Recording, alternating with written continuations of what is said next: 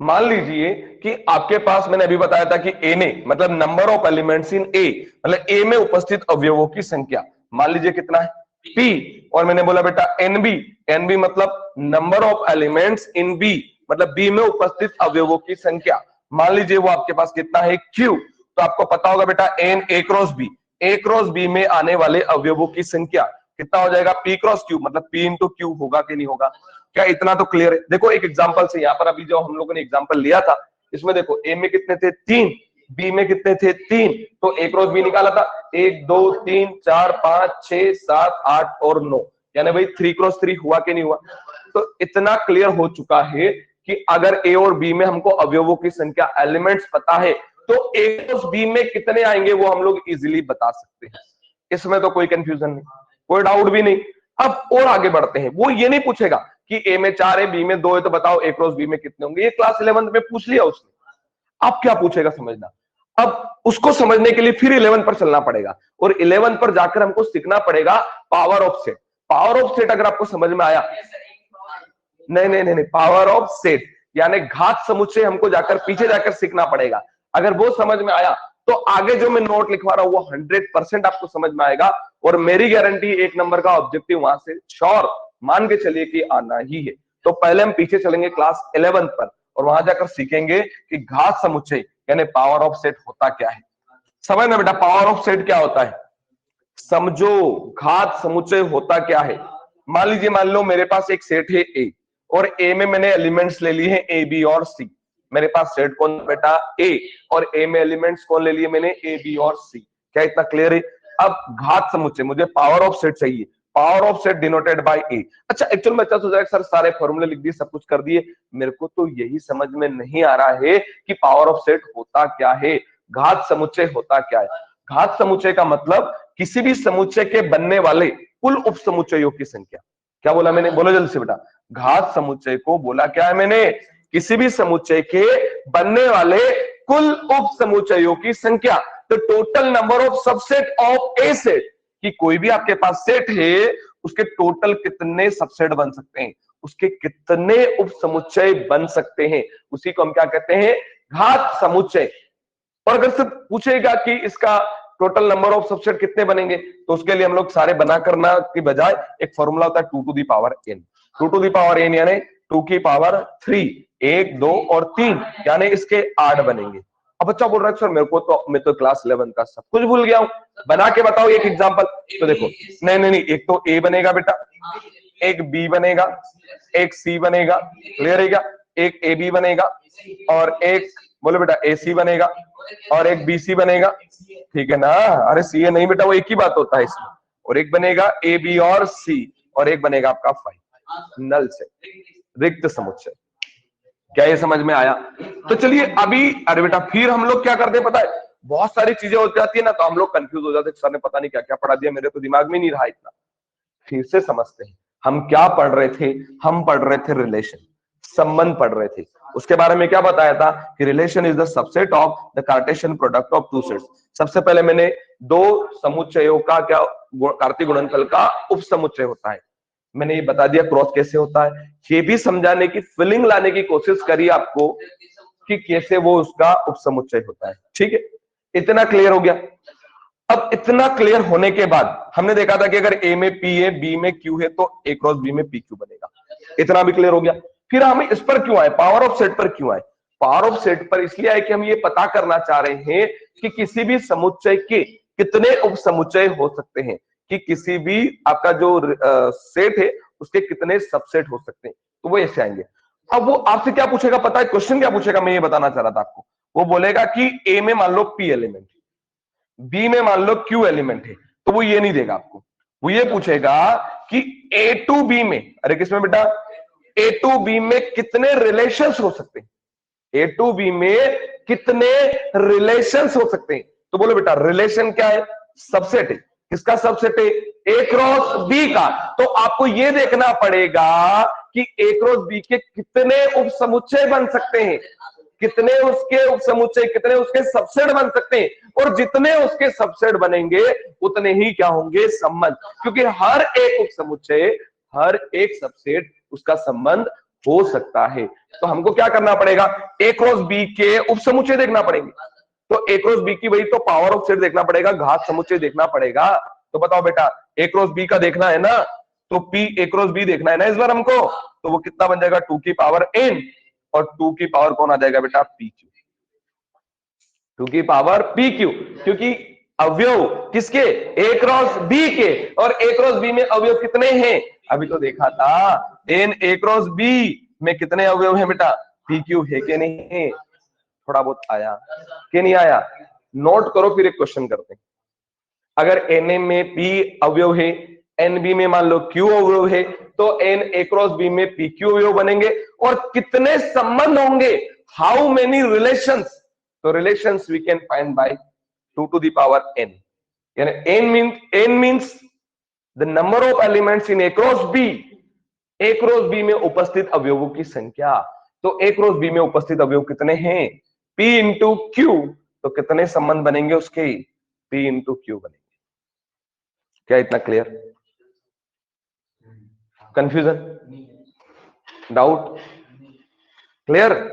चलिए मैं एक क्वेश्चन लिखवाता हूं आपको, हाँ ये नोट कर लो।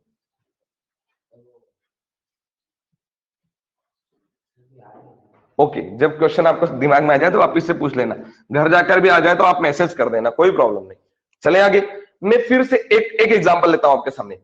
मैं क्वेश्चन पूछ रहा हूं, क्वेश्चन नोट करो। If n A is equal to 2, n B, हाँ यदि एन ए बराबर 2, एन ए मतलब समझ गए ना, ए में उपस्थित अवयवों की संख्या, the number of elements present in set A, n B it means the number of elements in set B, B में उपस्थित अवयवों की संख्या, और वो दे दिया आपको 3। क्लियर है क्या, how many relation from A to B, A से बी में कितने संबंध, ए से बी में कितने संबंध हो सकते हैं, या ए से बी में उपस्थित अवयवों की संख्याओं को ज्ञात कीजिए। कितने हो सकते हैं बताओ जी, how many relation from A to B, A से बी में आने वाले सभी 6 है, बहुत ही बुरी बात है। संबंध पूछे मैंने, हाँ कितना बेटा विनय, 64, वेरी गुड। देखो आपको एनए में तो 2 दे रखा है, अरे गिवन में लिखोगे ना एन ए इक्वल टू 2, तो n B is equal to कितना हो जाएगा 3, अरे हो गया। तो एन ए क्रॉस बी में कितने आ जाएंगे बेटा 6, और संबंध, तो संबंध तो यही आएगा ना 2 to the power n, यानी नंबर ऑफ रिलेशन, संबंधों की संख्या।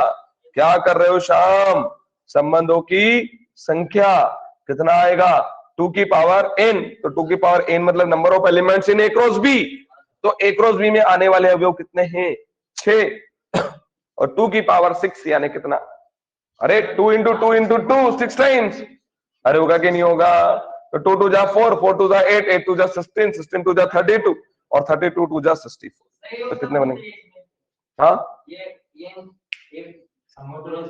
एन ए क्रॉस बी, ये उपसमुच्चय नहीं है, ये एन ए क्रॉस बी ये बता रहा है कि ए क्रॉस बी में कितने अवयव आएंगे, तो ए क्रॉस बी में अवयव 6 आएंगे, तो जितने उसके अवयव होंगे ना उसके उतने ही उपसमुच्चय बनेंगे, और उपसमुच्चयों की संख्या ज्ञात हमने क्लास 11 में करी थी घात समुच्चय से। और घात समुच्चय क्या बोल रहा था कि अगर P ऑफ A चाहिए तो क्या बना, 2 to the power n, यानी A के आने वाले कुल उपसमुच्चय, the total number of subset, और हमको टोटल नंबर ऑफ सबसेट किसके चाहिए, A क्रॉस B के, तो A क्रॉस B के अवयव देखो कितने हैं 6, यानी कौन आ जाएगा 2 की। अगर वो पूछता कि A क्रॉस B के अवयव कितने हैं, A क्रॉस B में अवयव कितने हैं, तो 6 हैं, लेकिन संबंध कितने, रिलेशंस कितने हैं, तो 2 to the power 6, यानी कितना आएगा 64। बेटा फिर से समझिए, थोड़ा बहुत लॉजिक क्लियर हुआ, और पूरी कोशिश करिए, हम लोग 3 से 4 बार पढ़ाएंगे इस चैप्टर को, पर क्या हम लोग तब तक वेट करें कि 4 बार पढ़ाएंगे तब चौथी बार जाके सीखूंगा, पहली बार में सीख लो ना, तो अगली बार तो हम लोग प्रैक्टिस करेंगे। नहीं अभी भी नहीं आया, फिर से समझे क्या, संबंध समझ में आया क्या होता है, दो समुच्चय के कार्तीय गुणनफल का उपसमुच्चय। क्लियर, इतना क्लियर है। कार्तीय गुणनफल कैसे करते हैं वो भी सिखा दिया मैंने, फिर ए में अवयव बी में अवयव, तो ए क्रॉस बी में अवयव कितने होंगे वो भी सिखा दिया, फिर उसके कितने नंबर ऑफ रिलेशंस बनेंगे वो भी मैंने आपको सिखा दिया। क्या इतना समझ में आया? ये कहीं ना कहीं मैंने क्लास 12 का स्टडी नहीं किया, इतना सारा नॉलेज आपका ये क्लास 11 का था। क्लियर है क्या? अब हम स्टार्ट करते हैं क्लास 12 का। क्लास 11 में और दो चीजें थी, डोमेन और रेंज भी था, प्रांत और सीमा भी थी ना। प्रांत मतलब पहला अवयव, डोमेन, ठीक है ना। प्रांत मतलब पहला अवयव, first element of the relation. संबंध का पहला अवयव क्या कहलाएगा? प्रांत। And second element of the relation is called range, यानी दूसरा अवयव जो होगा वो क्या कहलाएगी? आपकी सीमा। पर यहां पर इतना अभी हमारे पास यूज नहीं है इसका, इसलिए अगर हम लोग अगर जरूरत लगेगी तो आगे इस पर और डिस्कस करेंगे। चलो लिखो सबसे पहले संबंधों के प्रकार, टाइप्स ऑफ रिलेशन। संबंधों के प्रकार, टाइप्स ऑफ रिलेशन, संबंधों के प्रकार, टाइप्स ऑफ रिलेशन, ठीक है ना। इसमें फर्स्ट पहला लिखो, पहला संबंध लिखो रिक्त संबंध, एम्प्टी रिलेशन, रिक्त संबंध, रिक्त संबंध, एम्प्टी रिलेशन। अब आप समझ गए होंगे, नाम से ही पता चल रहा है, एम्प्टी, रिक्त। अरे क्लियर है ना, मतलब ऐसा संबंध, ऐसा relation it having no any element, कोई भी अवयव नहीं होगा, नो एलिमेंट, ठीक है ना, कोई भी अवयव नहीं होगा, no any element, this type of relation are called empty relation. मतलब इस प्रकार के संबंध को हम लोग रिक्त संबंध कहते हैं। यानी मान लो मेरा एक संबंध है और वो किसमें बेटा? ए टू ए, मतलब एक कोई मेरा जो समुच्चय है ए, तो मेरा बी भी ए ही बना रहा हूं मैं, ए टू ए में एक संबंध बोल रहा हूं। तो मैं ऐसा बोल रहा हूं कि आर के अंदर ए क्रॉस ए का कोई भी अवयव नहीं है, no any element of A cross A, मतलब ए क्रॉस ए का कोई भी अवयव नहीं है। हम बोल सकते हैं कि ऐसा संबंध जिसमें कोई भी एक भी अवयव नहीं होगा, क्या कहलाएगा? वो रिक्त संबंध। क्लियर है क्या?